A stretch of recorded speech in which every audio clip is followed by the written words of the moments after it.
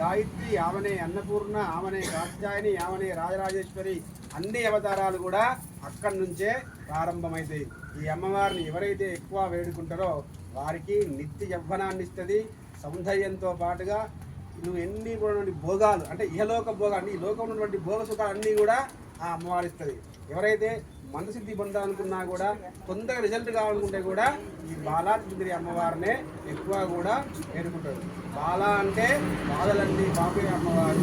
ఈ అమ్మవారు ఉపాసించిన వాళ్ళని కూడా ఎవరన్నా కన్నెత్తి చూడంటే కూడా ఇది పడుతుంది వాళ్ళకి. ఎందుకు అనంటే ప్రప్రదంగా ఆ అమ్మవారే, ఆమె లేనిది ఏదీ లేదు, ఆమె నుంచే ప్రారంభం. ఎందుకు అనంటే ఆ అమ్మవారు బాలారూపకంగా ఉంటుంది.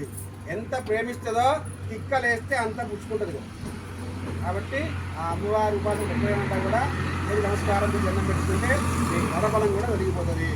కాబట్టి ఇక్కడ కట్టే నేను కూడా ఆ అమ్మవారి ఉపాసకుడిని కాబట్టి మొట్టమొదటి ఆ అమ్మవారి కోసమే దేవాలయ నిర్మాణం చేస్తున్నా. కాబట్టి ఆ అమ్మవారిని మనసులో ప్రసాదంగా వేడుకోండి. మీకు ఉన్నటువంటి కోరికలు ఏదైతే ఉన్నాయో అవన్నీ కూడా తప్పకుండా జరుగుతాయి. కాబట్టి సంతానం కాని వాళ్ళకి సంతానం, ఉద్యోగం కాని వాళ్ళకు ఉద్యోగము, అదేవిధంగా గృహయోగ్యం కావాలనుకున్న వాళ్ళకి కూడా గృహయోగం తప్పకుండా జరుగుతుంది. కాబట్టి మనసులో ఆ అమ్మవారిని మరలా ఒకసారి వేడుకోండి.